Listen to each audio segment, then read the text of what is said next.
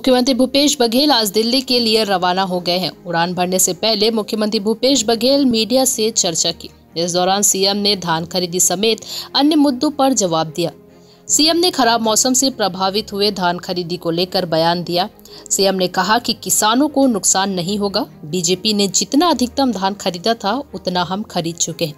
वही बारिश के चलते धान खरीदी प्रभावित हुई है। इसे ध्यान में रखते हुए तारीख बढ़ाने को लेकर समीक्षा की जा रही है। कलेक्टरों को नजर रखने के निर्देश दिए गए। जरूरत पड़ने पर तारीख भी बढ़ाई जाएगी। एयरपोर्ट पर मुख्यमंत्री भूपेश बघेल ने निलंबित एडीजी जीपी सिंह के बयान पर कहा कि उसके बारे में मैं कुछ नहीं कहूंगा, अभी जांच हो रही है। अपने बचाव के लिए कुछ भी बयान देंगे यह उचित नहीं है। सुप्रीम कोर्ट तक से जमानत खारिज होने पर गिरफ्तारी हुई है। मामला बेहद ही संगीन है। खुद को बचाने कुछ भी बयान दे रहे हैं, यह उचित नहीं है। मंत्री जी मुझसे मिले थे और उन्होंने जांच करने की बात कही थी और उसके आधार पर रायपुर एसएसपी जांच कर रहे हैं। मैं समझता हूं तो वो सब बात सामने आएगी जब यहाँ एसएसपी यहाँ प्रेस कॉन्फ्रेंस करेंगे तो सारी बातें सामने आएगी। कैबिनेट में 7 विधायक नहीं होते, कैबिनेट में 7 मंत्री होते हैं।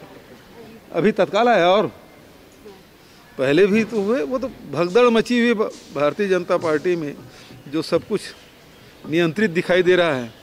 अब वो डूबती जहाज में जैसे सब लोग भागते हैं ना, उसी प्रकार से भाग रहे हैं। अभी तो दिल्ली का कार्यक्रम है और दिल्ली से जो लगा हुआ एरिया उत्तर प्रदेश का, वहाँ चुनाव प्रचार की शुरुआत होगी। प्रियंका जी और सभी सीनियर लीडर जाएंगे। ऐसा कार्यक्रम बना है, इसकी शुरुआत कल से होगी।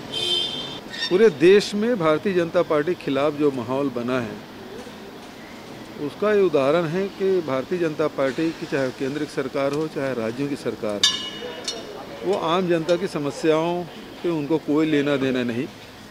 और यही कारण है कि उत्तर प्रदेश जैसे बड़े राज्य में भारतीय जनता पार्टी जो टूटन है, इस बात का संकेत है कि अब भारतीय जनता पार्टी के जाने के दिन आ गए हैं।